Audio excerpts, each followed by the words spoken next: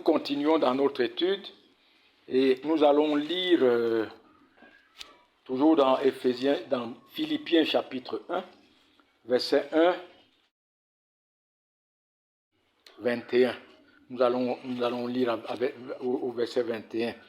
Malheureusement, nous n'allons même pas arriver à partager jusqu'au verset 21. Je lis.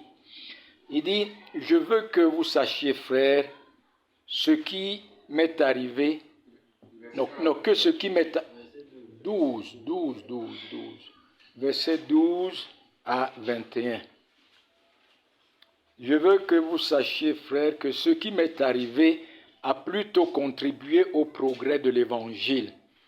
En effet, dans tout le prétoire et partout ailleurs, nul n'ignore que c'est pour Christ que je suis dans les liens. Et la plupart des frères dans le Seigneur, encouragés par mes liens, ont plus d'assurance pour annoncer sans crainte la parole.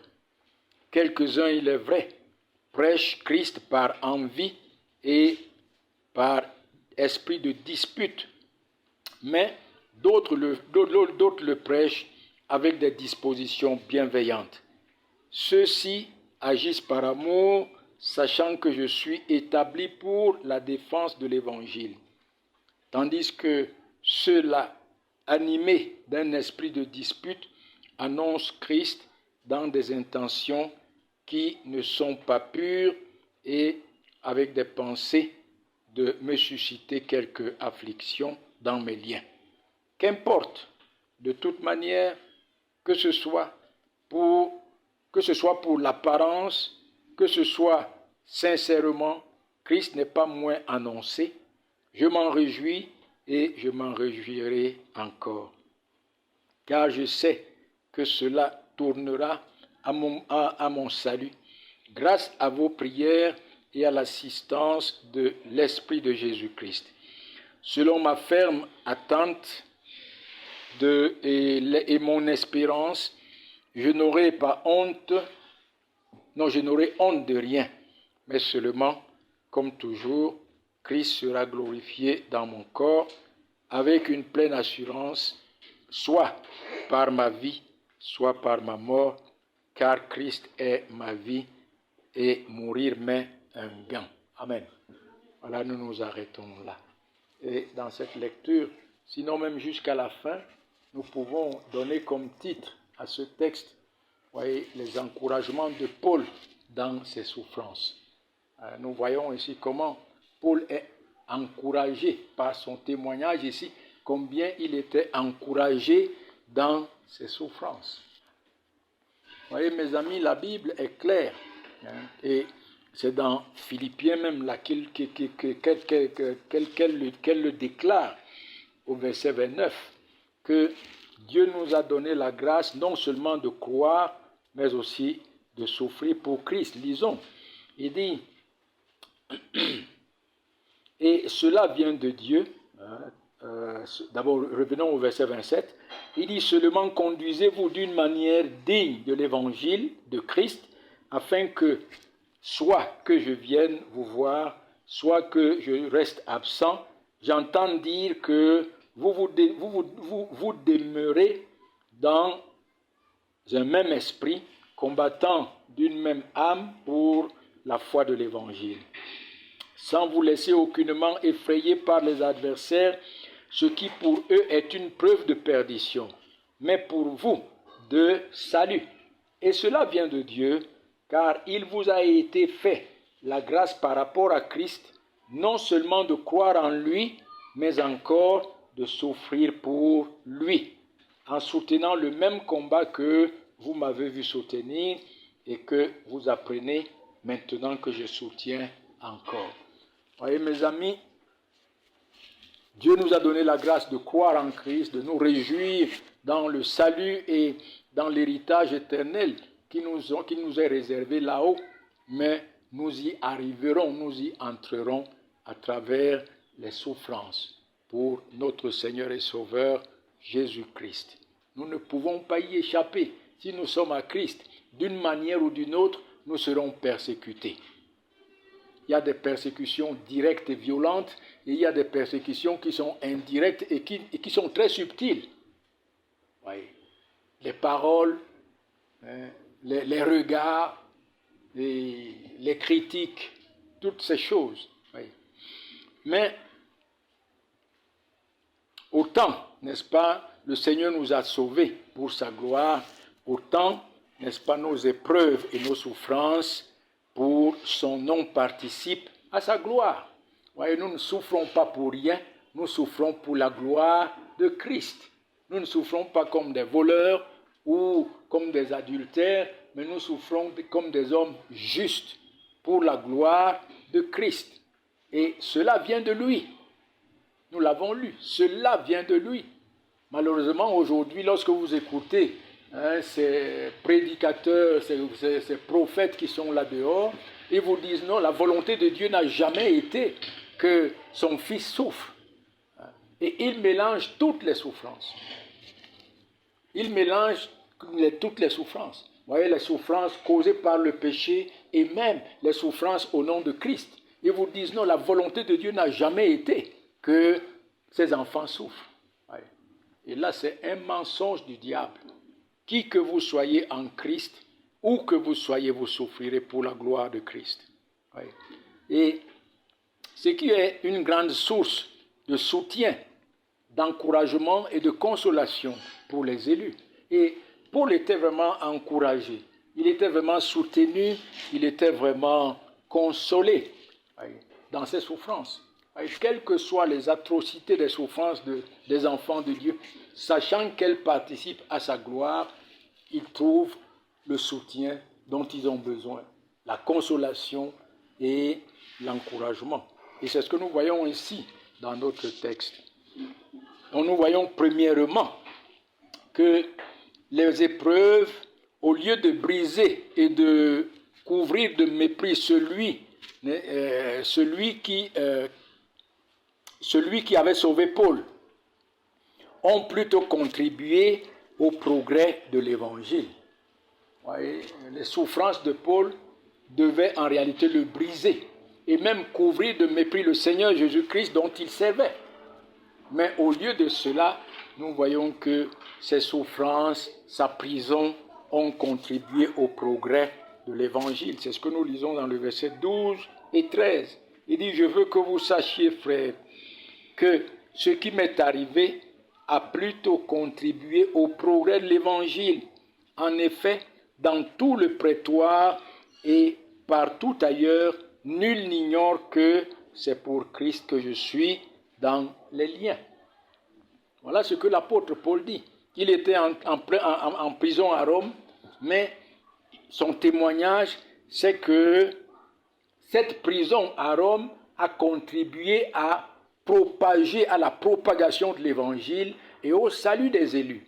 Et que dans tout le prétoire, c'est-à-dire le palais de justice, tous ceux qui travaillaient dans le palais de justice savaient que Paul n'était pas en prison comme un voleur, il n'était pas en prison comme un meurtrier, mais il était en prison pour l'évangile. Et toutes les discussions concernant Paul tournaient autour de Christ et de l'évangile. Toutes les discussions concernant Paul, comme je disais, tournaient autour de l'évangile, autour de Christ. Autour de Christ. Voyez, c'est ça que Paul est en train de témoigner ici. Et voyez, nous voyons une chose. La persécution au nom de Christ a toujours été un instrument efficace que Christ utilise pour propager l'évangile et pour sauver ses élus. Qu'est-ce qui a fait que les apôtres puissent se disperser vers les nations pour aller prêcher l'évangile? C'est la persécution à Jérusalem. Ils étaient persécutés par les Juifs, par le Sanhédrin. Unis au Sanhédrin, le gouvernement romain. Et c'est ce qui a fait que les apôtres éclatent. Tous, ils allaient de pays en pays et annonçant l'évangile. Annonçant l'évangile. Voyez, la persécution a toujours été et sera toujours un instrument efficace que Christ lui-même utilise pour la propagation de son évangile et le salut de son peuple. Et mes amis, quel encouragement de savoir que dans notre inconfort et dans nos souffrances, au nom de notre Seigneur Jésus-Christ, que Christ utilise notre réconfort, notre inconfort et nos souffrances pour le réconfort et le salut de nos frères qui ne le connaissent pas encore. C'est en cela que Paul tirait son encouragement. Il voyait comment, oui, il était en prison, mais l'évangile n'était pas en prison. Il était dans les chaînes, l'évangile n'était pas dans les chaînes. L'évangile était prêché et les âmes se convertissaient à Christ. Et cela lui donnait beaucoup d'encouragement. Beaucoup d'encouragement. Et même, non seulement cela lui donnait beaucoup d'encouragement, mais allégeait en réalité ses souffrances. Et c'est pourquoi il dit au verset 21 que sa vie ne lui est pas un gain, n'est-ce pas? La mort lui est un gain parce que Christ est sa vie. Parce que Christ est sa vie. Oui. Les souffrances même de la prison et tout ce qu'il pouvait s'abattre sur lui devenait de plus en plus léger. Voyez, chers amis, quel encouragement, n'est-ce pas? Et quelle consolation de savoir que nos souffrances pour le nom de Christ sont un instrument de bénédiction pour les autres. Pour les autres. Vous voyez, c'est ce que Paul est en train de nous montrer ici. Tôt ou tard, vous passerez par des persécutions, vous passerez par des souffrances au nom de notre Seigneur et Sauveur Jésus-Christ. Mais comme l'apôtre Jacques dit, trouvez cela comme une source de joie parfaite. Parfaite. Parfaite. Vous voyez, l'apôtre Jacques, dans son chapitre 1, versets 2 à 4, il dit, Jacques chapitre 1, versets 2 à 4. Il dit, mes frères, regardez comme un sujet de joie complète. Une joie complète. Et seule la grâce de Dieu peut vraiment nous amener à cette joie complète. Lorsqu'elle est puissamment en œuvre dans nos cœurs, nous démontrant que les souffrances et les épreuves dans lesquelles nous sommes plongés sont pour la gloire de Christ. Nous enseignant que ces épreuves sont pour le bien de son Église et pour notre propre bien. Ce n'est qu'en ce moment que nous pouvons, n'est-ce pas, voir cette joie complète dans les épreuves. Parce que vous constaterez comme moi et vous observerez comme moi que ce que même les chrétiens ne veulent pas, c'est souffrir. Ils veulent tout sauf souffrir. C'est pour ça qu'on est derrière les prophètes. C'est pour ça qu'on est derrière tous ces sorciers, n'est-ce pas, qui disent comment ils peuvent apporter la délivrance, comment ils peuvent apporter le bien-être, comment ils peuvent apporter le bonheur, sans même comprendre que tout d'abord vient de Dieu, que ce soit nos maux, que ce soit nos biens, tout vient de Dieu. Et comme l'apôtre Jacques dit ici, nos maux que Dieu nous envoie ont un but. Lisons-le. Mes frères, regardez comme un sujet de joie complète les diverses épreuves auxquelles vous êtes exposés, sachant que l'épreuve de votre foi produit la patience. Voyez, les épreuves sous lesquelles le Seigneur nous soumet nous rendent patients, nous rendent persévérants, nous rendent endurants lorsque nous les recevons à la gloire de Christ et pour la gloire de Christ. Ils ont une œuvre à accomplir et cette œuvre, c'est de nous rendre endurants, persévérants. Voyez. Et il dit, mais il faut que la patience accomplisse parfaitement son œuvre, afin que vous soyez parfait et accompli sans faillir en rien. Il faut que la patience accomplisse l'œuvre pour laquelle Dieu a... Ça veut dire que dans la patience, dans notre patience, il faut que Christ accomplisse l'œuvre pour laquelle il a envoyé cette épreuve, afin que nous soyons rendus parfaits, irréprochables, accomplis, sans faillir en rien. En rien. Voyez, chers amis, c'est très important pour nous de savoir que nous devons passer d'un instant à l'autre aux épreuves, et que cela vient de Dieu, et que cela est pour notre bien, pour le bien de l'Église et pour la gloire de Christ. Et cela ne concerne pas seulement, n'est-ce pas, l'apôtre Paul et l'Église, mais c'est tout d'abord notre Seigneur et Sauveur Jésus-Christ. Il a été le premier à souffrir pour nos péchés, afin qu'il paye, n'est-ce pas, la dette de nos péchés par son sang, et qu'il donne satisfaction à la justice de Dieu en notre faveur. Et à travers ces souffrances, il a été encouragé, comme l'apôtre Paul est encouragé ici, de voir l'œuvre de Christ se propager, l'œuvre de Christ continuer et les âmes converties. Lisons-le dans Ésaïe 53.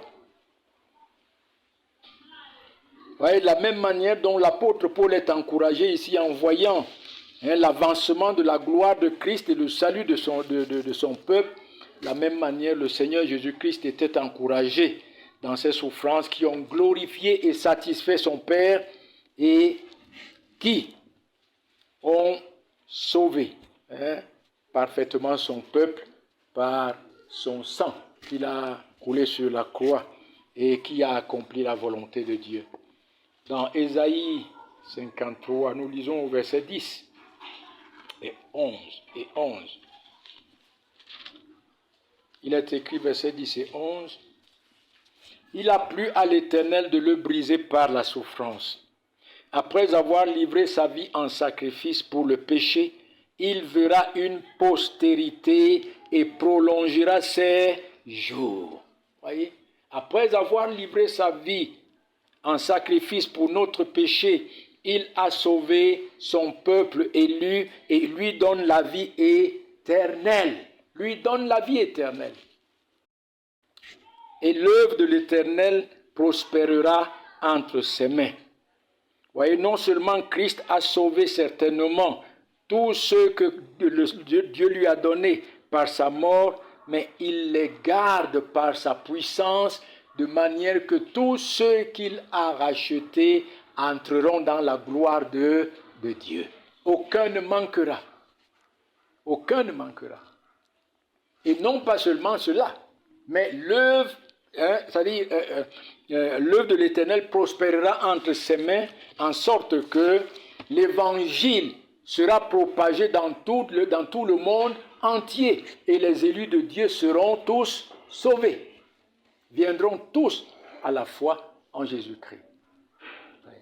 Et le verset 11 dit, « À cause du travail de son âme, il rassasiera ses regards. » Oui, Christ a souffert, non seulement en sa chair, mais aussi en son âme. Rappelez-vous, lorsqu'il était dans le jardin, où il disait que son âme est triste, qu'il est triste dans son âme. Lorsqu'il est parti prier avec Pierre, Jacques et Jean. Il dit que son âme est triste jusqu'à la mort. Si nous pouvons le voir, si nous pouvons le lire rapidement dans Matthieu, je pense que c'est dans Matthieu 26. Voilà. Il est écrit à partir du verset 63. Là-dessus, Jésus alla avec eux dans un lieu appelé Gethsémane, et il dit aux disciples, « Asseyez-vous pendant que je m'éloignerai pour prier. » Il prie avec lui pour aller prier. Il a fait asseoir le reste quelque part. Et puis il est parti prier avec Pierre et les deux fils de Zébédée, Jacques et Jean. 26 à partir du verset 36. Matthieu 26, à partir du verset 36. J'ai dit 63? Ah, excusez-moi. J'ai renversé 36 à 63 en 63. Excusez-moi s'il vous plaît. Allez. Et il commença à éprouver de la tristesse et des angoisses. Il leur dit alors, verset 38, « Mon âme est triste jusqu'à la mort. Restez ici et veillez avec moi. » Puis, il fit quelques pas en avant et il se jeta sur sa face et pria ainsi, « Père, s'il est possible que cette coupe s'éloigne de moi, toutefois, non pas ce que je veux, mais ce que tu veux. » Amen. Il était venu pour accomplir la volonté de Dieu. Et la volonté de Dieu était qu'il porte sur lui le péché du peuple de Dieu, qu'il meure pour le péché du peuple de Dieu, pour satisfaire, pour payer le prix de ce péché, la dette de ce péché, et satisfaire à la justice de Dieu. Voyez, chers amis, et c'est ainsi qu'il dit ici dans Ésaïe 53 où nous sommes, il dit, à cause du travail de son âme, il rassasiera ses regards. Et par sa connaissance, mon serviteur juste justifiera beaucoup d'hommes et il se chargera de leur iniquité. Amen. Voilà. Ce n'est pas seulement le Seigneur Jésus-Christ que la persécution, la haine du monde et les souffrances pour la gloire de Dieu concernent.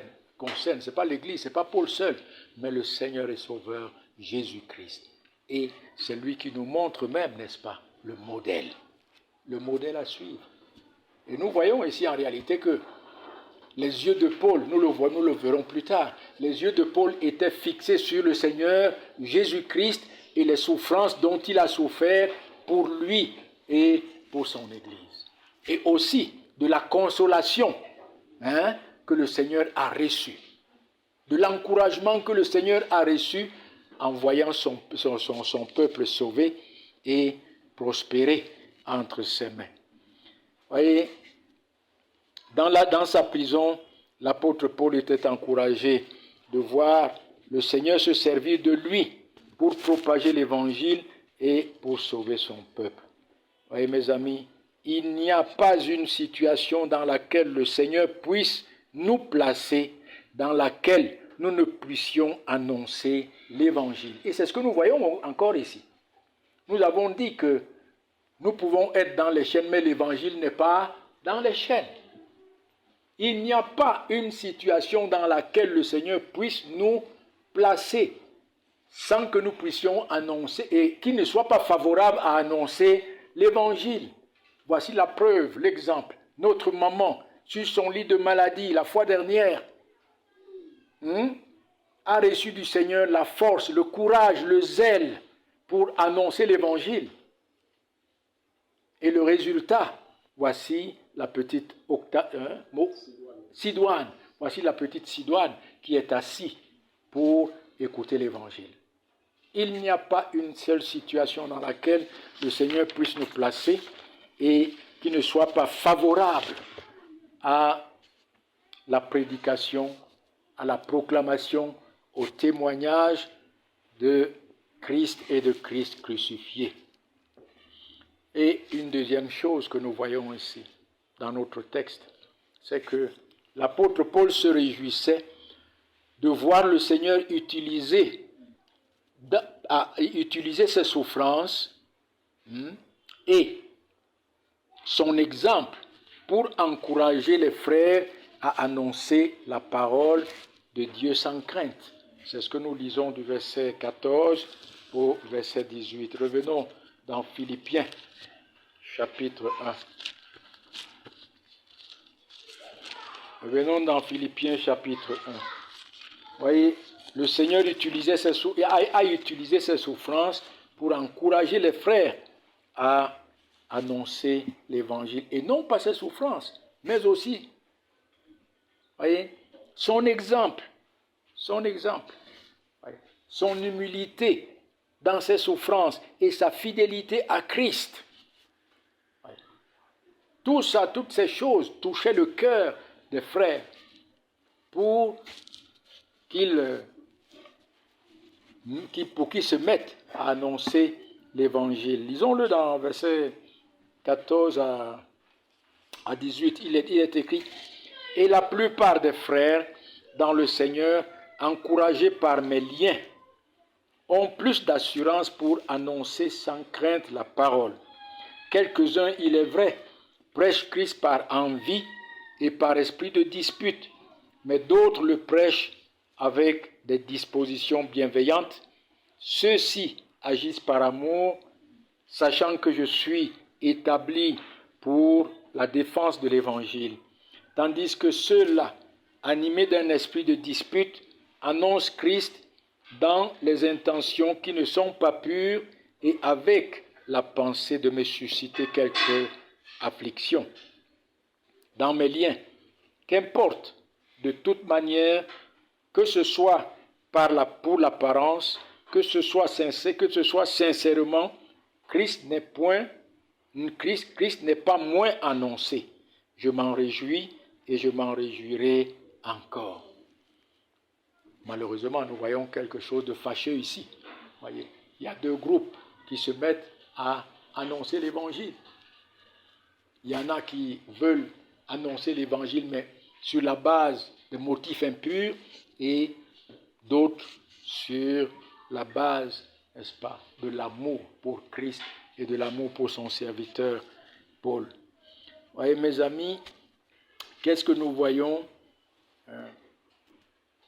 Le Seigneur utilise toujours l'humilité de ses serviteurs, leur fidélité en lui, et dans leurs épreuves pour encourager les autres. Et c'est ce que Hébreux 12 nous enseigne. Vous voyez, le Seigneur utilise toujours le modèle des autres pour nous enseigner.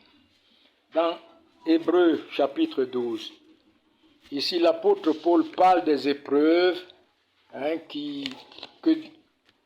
dans lesquelles les croyants étaient exposés et particulièrement il était exposé à la persécution, parce que ici il écrit aux Hébreux, aux Juifs.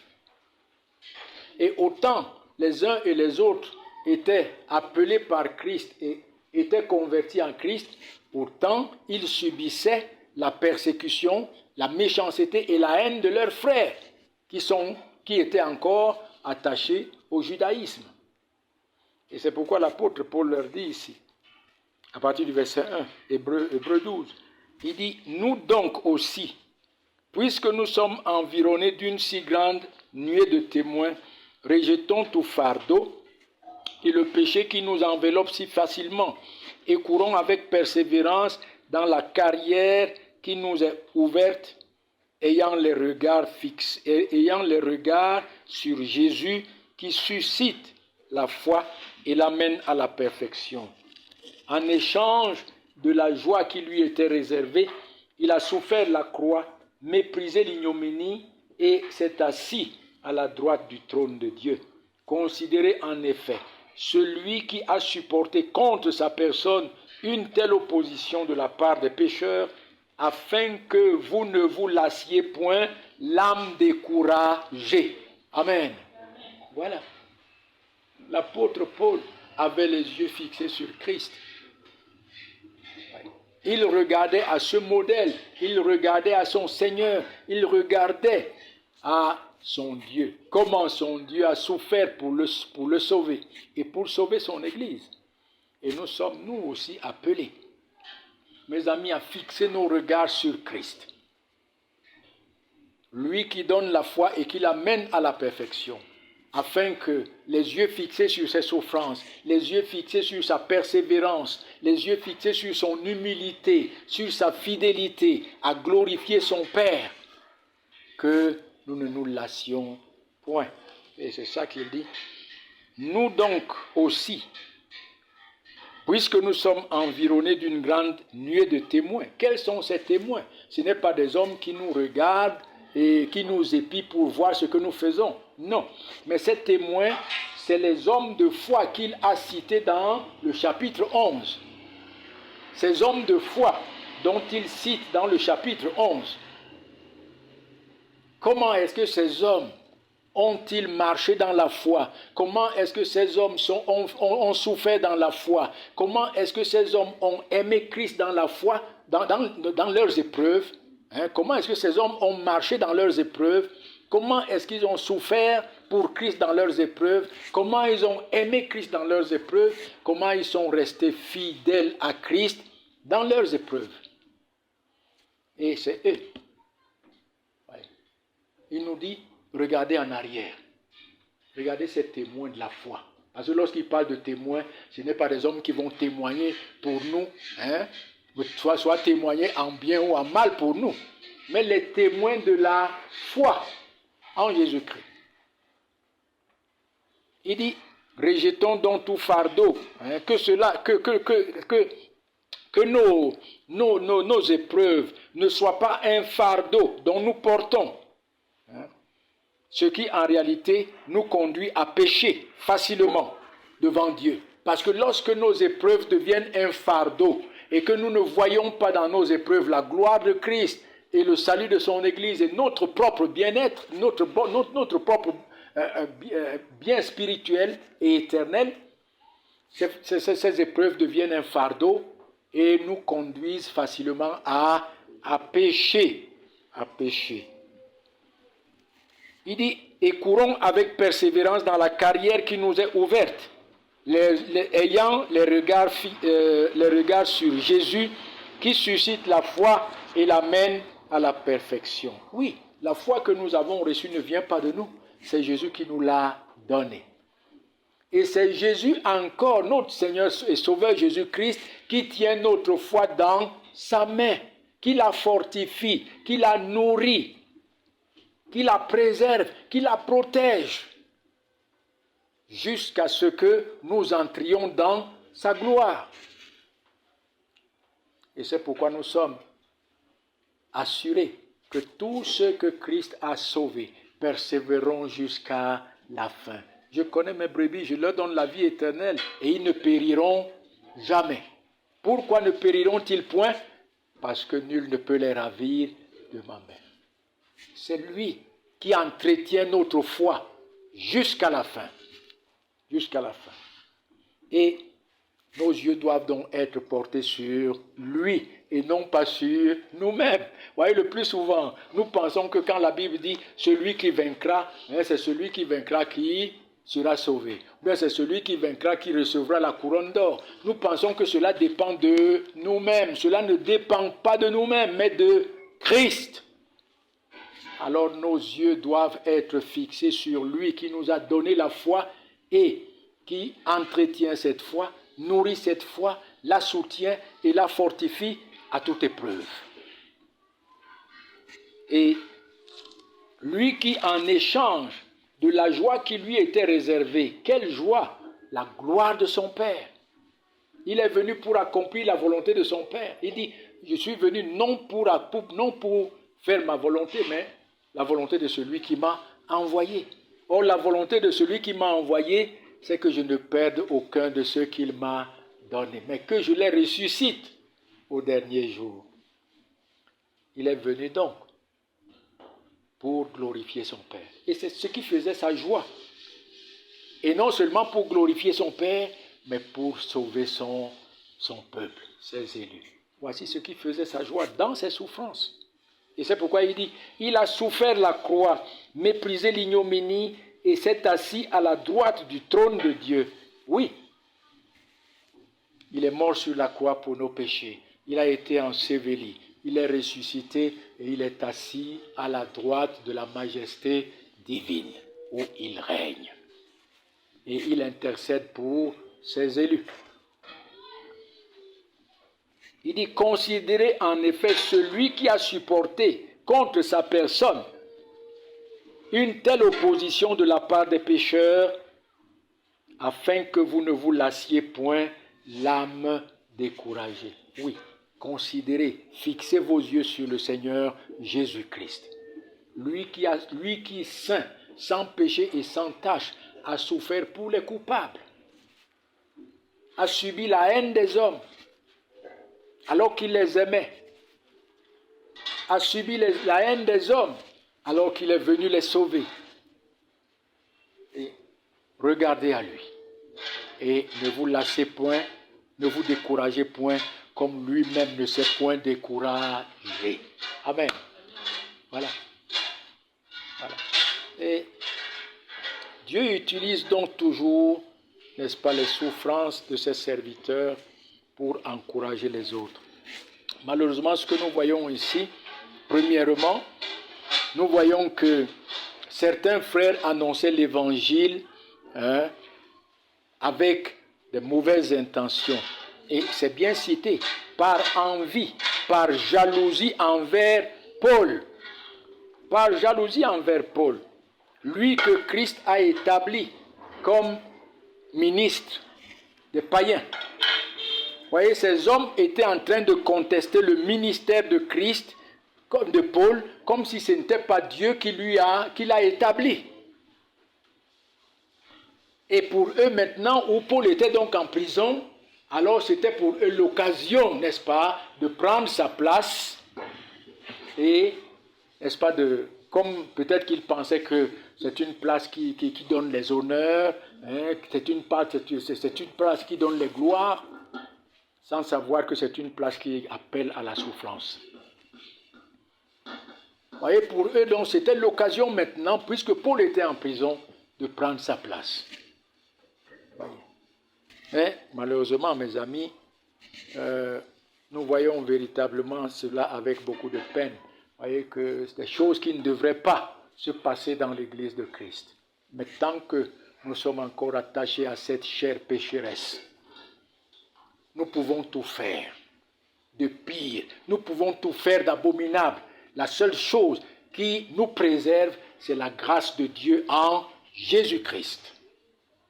Nous serions pires que ceux qui sont là dehors, même avec le Saint-Esprit dans nos cœurs. Et c'est ce que nous voyons ici. Voyez, cette tendance fâcheuse de la nature pécheresse, de vouloir toujours avoir sa gloire, sa part, sa gloire dans l'œuvre du Seigneur. Et rappelez-vous, dans Nombre chapitre 12, n'est-ce pas, Marie, la grande sœur de Moïse, et Aaron, ils se sont levés contre Moïse. Mais voici quelque chose qui était dans leur cœur depuis longtemps. Mais ils ont saisi l'occasion où Moïse a pris une femme éthiopienne. Après avoir laissé sa femme chez son beau-père, il a pris encore une autre femme éthiopienne. Et ils se saisissent alors de cette occasion. Lisons le texte. Ils se saisissent de cette occasion pour lui dire, mais attends, est-ce que c'est par toi seul que Dieu parle? Nombre chapitre 12. Je ne suis pas là-bas. Je suis à Deutéronome. Nous y serons bientôt. Voilà. Il est écrit, Marie et Aaron parlèrent contre Moïse au sujet de la femme éthiopienne qu'il avait prise, car il avait pris une femme éthiopienne. Ils dirent, est-ce seulement par Moïse que l'Éternel parle? N'est-ce pas aussi par nous qu'il parle? Et l'Éternel l'entendit. Or Moïse était un homme fort patient, plus qu'aucun homme sur la face de la terre. Amen. Ça, c'est l'image de notre Seigneur et Sauveur, Jésus-Christ. Vous pouvez lancer tout sur Jésus-Christ, il reste le même. Il reste le même, et c'est ainsi qu'était Moïse.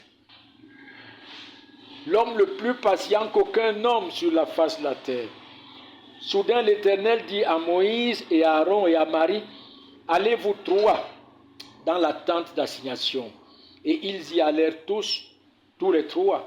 L'Éternel descendit dans la colonne de nuée et il se tint à l'entrée de la tente. Il appela Moïse, il appela Aaron et Marie qui s'avancèrent tous deux. Et il dit, écoutez bien mes paroles. Lorsqu'il y aura parmi vous un prophète, c'est dans une vision que moi, l'Éternel, je me révélerai à lui. C'est dans un songe que je lui parlerai. Il n'en est pas ainsi de mon serviteur Moïse. Il est fidèle dans toute ma maison. Je lui parle bouche à bouche je me révèle à lui sans énigme et il voit une représentation de l'Éternel. Pourquoi n'avez-vous pas craint de parler contre mon serviteur, contre Moïse? La colère de Dieu s'enflamma contre eux et il s'en alla. La nuée se retira de dessous la tente et Marie fut frappée de la lèpre. D'une lèpre blanche comme la neige. Vous savez pourquoi Aaron n'a pas été frappé? Parce qu'il était le souverain sacrificateur. Il devait entrer constamment dans le tabernacle. Mais Dieu a puni ça d'une autre manière. Oui, c'est ça le problème. Et regardez ici l'image de Jésus en Moïse. Il est fidèle. Moïse était fidèle dans le service et dans la maison de l'Éternel comme le Seigneur Jésus-Christ est fidèle. Et c'est à Christ que Dieu parle bouche à bouche. Sans énigme. Il n'y a pas d'énigme. Il le voit face à face. Il lui parle bouche à bouche et, voyez, il voit Dieu face à face. Notre Seigneur et Sauveur Jésus-Christ. Vous voyez comment Moïse était l'image de notre Seigneur et Sauveur Jésus. Et vous pouvez encore lire dans Nombre 16, Coré, Abiram et Abihu. On ne va pas le lire maintenant. Coré, Abiram et Abihu. Eux aussi vont se lever contre l'autorité de Moïse. Mais Dieu va les frapper. Dieu va fendre la terre et 23 000 vont mourir le même jour. Parce qu'ils se sont levés contre l'autorité de son serviteur. Vous voyez mes amis, c'est ce que nous voyons ici. Mais ces hommes ne savaient même pas que, en réalité, prendre la place de Paul, c'est appeler à souffrir comme Paul. Et prendre la place de Paul avec de mauvaises intentions, c'est attirer sur soi la juste et éternelle colère de Dieu, le juste jugement de Dieu. Ils ne savaient pas que cela soit un enseignement pour nous. Un enseignement pour nous. Et ces frères qui contestaient le ministère de Paul le faisaient non pour... En fait, ils le faisaient dans un but. Pour le torturer dans son esprit et le faire souffrir davantage dans la prison. Malheureusement, cela ne faisait que faire la joie de Paul. Parce que ces hommes, quoi qu'ils prêchaient avec de mauvaises intentions, Paul dit bien, ils annonçaient Christ. Ils annonçaient Christ et nous allons le voir. Voyez mes amis, il y a et il y aura toujours des frères de cette catégorie, n'est-ce pas, qui contestent toujours dans la maison de Dieu. Ils contestent. Ils ne se contentent pas de ce que Dieu de ce que Dieu leur a donné et de ce que Dieu leur donne, mais ils sont jaloux du succès, ils sont jaloux des dons des autres, et ils veulent être à leur place. Il y en a toujours et il y en aura toujours, c'est malheureux. Mais c'est la chair, c'est la chair. C'est ça, c'est les agissements, la manifestation de la chair en nous. Et que le Seigneur vraiment nous préserve. Que le Seigneur nous préserve. Afin que, quelles que soient les influences de la chair, que nous puissions triompher, n'est-ce pas, de ces influences. Et que nous lui restions fidèles. Et, voyez, ne sachant pas que, écoutez-le bien, parce que le plus souvent, on peut dire non, je veux être à la place de pasteur Jean, je veux prêcher comme pasteur Jean. Moi, je peux dire non, je veux être à la place de l'autre. Vraiment, je veux être comme lui. Mais sachez-le bien, nous ne pourrons jamais servir, nous ne pourrons jamais mieux servir le Seigneur qu'à la place où il nous a mis. Vous comprenez ça? C'est uniquement là où il nous a placés et avec le don qu'il nous a donné et avec la grâce qu'il nous donne chaque jour que nous pouvons le servir de manière agréable. En dehors de cela, nous ne pouvons pas. voyez, chacun est appelé à une fonction, à un rôle. À un rôle. Et, vous voyez, le Saint-Esprit nous apprend ici deux choses dans l'attitude. Premièrement, l'attitude de Paul. Vous voyez, face à ces frères-là. Nous voyons que l'apôtre Paul ne s'est même pas mis en colère contre eux. Et il ne demande pas au Seigneur, n'est-ce pas, de les juger. Il ne demande pas au Seigneur de les frapper, quoique cela lui causait, quoique cela était pour lui une source de peine et de chagrin. De chagrin. Au contraire, l'apôtre Paul avait pitié de ses frères, ignorants, et il priait pour eux. Vous et moi, voici notre attitude. Quand nous sommes enviés, quand nous sommes jalousés, quand les hommes veulent prendre notre place, ou bien quand les frères dans l'ignorance ne comprennent pas et qu'ils se lèvent contre nous, qu'est-ce que nous devons faire? Aller en guerre contre eux? Non, mais jeter sur eux un regard de pitié et prier pour eux. Une deuxième chose que nous voyons, n'est-ce pas, que cela nous apprend, c'est la souveraineté de Dieu qui dirige toutes choses pour sa gloire. Voyez, quoique ses frères se sont mis à prêcher par jalousie envers Paul et avec des intentions malveillantes, mais le Seigneur les a ordonnés à ne prêcher que Christ et Christ crucifié. Amen. C'est ça. C'est ça. Le Seigneur les a ordonnés à ne prêcher que Christ et Christ crucifié. Et c'est pourquoi l'apôtre Paul dit dans le verset 16 et 18, non 17 et 18, il dit, tandis que ceux-là animés d'un esprit de dispute annoncent Christ dans les intentions qui ne sont pas pures et avec la pensée de me susciter quelque affliction dans mes liens.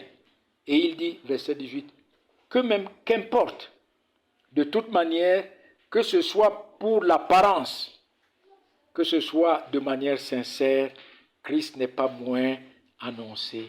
Je m'en réjouis et je m'en réjouirai encore. Pourquoi?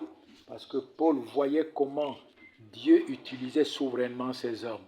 Oui, ils se sont levés contre Paul dans leur haine, dans leur jalousie, mais Dieu les a ordonnés. Dieu s'est saisi de leur cœur afin que c'est le Seigneur Jésus-Christ qu'il prêche. Lui et lui seul. Amen.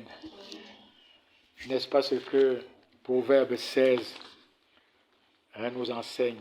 Lisons-le rapidement. Proverbe 16, verset 1 et verset 9.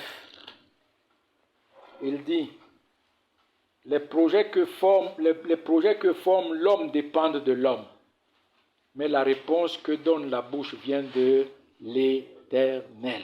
Et le verset 9, le cœur de l'homme médite sa voie, mais c'est l'Éternel qui dirige ses pas. Amen. Vous voyez, ces hommes, ils se sont levés avec de mauvaises intentions, mais le Seigneur les a saisis afin qu'ils ne puissent proclamer que Christ est Christ crucifié. Et cela nous ramène à notre Seigneur et Sauveur Jésus-Christ lui-même. Lorsque les Juifs haïssaient, lorsque les Juifs disaient à Pilate, crucifie-le, crucifie-le, que son sang retombe sur nous et sur nos enfants. Lorsqu'ils l'ont crucifié, l'ont fait mourir par envie et par jalousie, ils ne savaient pas qu'ils étaient en train d'accomplir la volonté de Dieu. Oui, la souveraineté de Dieu, qui dirige toutes choses pour sa gloire. Pour sa gloire. Et c'est pourquoi l'apôtre Pierre leur dit, cet homme que vous avez livré selon le dessein arrêté de Dieu. C'est-à-dire selon ce que Dieu avait annoncé d'avance. Vous l'avez fait mourir, mais Dieu l'a ressuscité des morts, parce qu'il n'était pas possible à la mort de le retenir. De le retenir.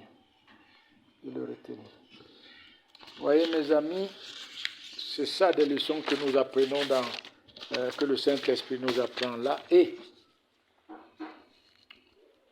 tandis que la deuxième catégorie de frères, tandis que certains prêchaient l'évangile par envie envers Paul et l'annonçait avec des motifs impurs, n'est-ce pas? Nous voyons encore certains qui annonçaient l'évangile avec des dispositions bienveillantes et par amour pour Christ et par amour pour Paul, le serviteur de Christ.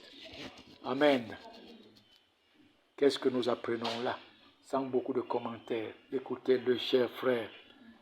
Tout ce que le Seigneur nous donne de faire, ou tout ce que nous faisons au nom du Seigneur, tout ce que nous faisons pour les frères, doit être fait par amour pour Christ et par amour pour les frères.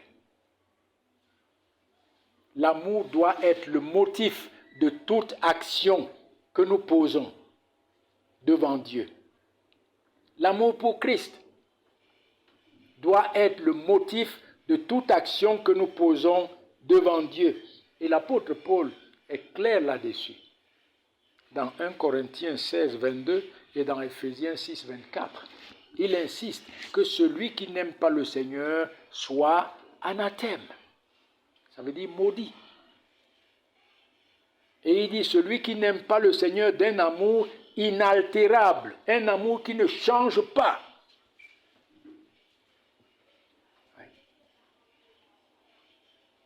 Et ce n'est qu'évident en réalité. Voyez, si le Seigneur nous a aimés, le premier, et qu'il est mort sur la croix pour nos péchés, si le Saint-Esprit a répandu l'amour de Jésus-Christ dans nos cœurs, nous ne pouvons que aimer le Seigneur en retour comme il nous a aimés. Aimer. Aimer. Ses frères aimaient le Seigneur, Jésus-Christ. Et ils avaient souci de la gloire de son nom. Ils avaient souci du salut de ses élus. L'avancement de sa gloire et le salut de ses élus les préoccupait. C'est ce qui préoccupait leur cœur.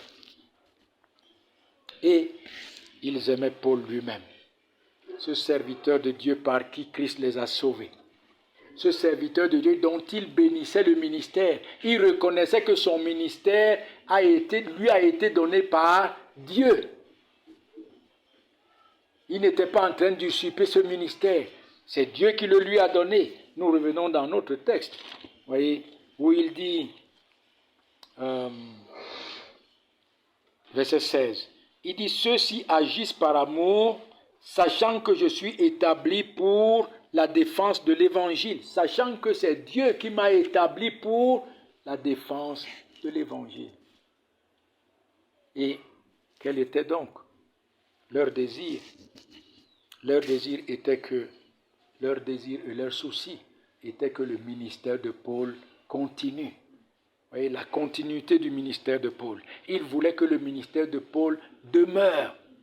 Et certainement, non seulement il prêchait l'évangile, mais il priait pour la relève. La relève et la continuité. Mes amis, combien nous devons aimer les serviteurs de Dieu, ces hommes par lesquels le Seigneur Jésus-Christ nous a bénis en nous sauvant de nos péchés, et combien nous devons prier pour que non seulement le Seigneur les soutienne, mais que même s'ils sont absents, que leur ministère demeure, que Dieu suscite les hommes pour la relève, des hommes fidèles pour la relève. Oui, il y a des hommes que je connais, particulièrement un que je connais, je ne vous dirai pas le nom. C'est par lui que le Seigneur m'a amené à lui.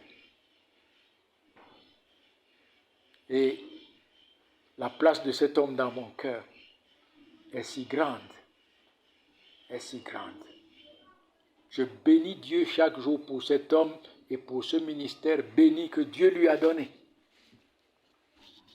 D'annoncer l'évangile, d'annoncer son Fils crucifié. Et je prie que le ministère de cet homme demeure.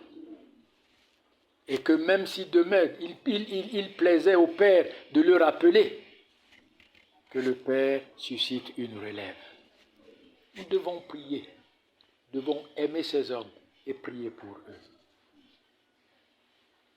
Voyez, Je pensais que je pouvais aller jusqu'au verset 21 comme nous l'avons lu, mais je pense que je vais m'arrêter là et que nous continuerons prochainement, Dieu voulant. Amen.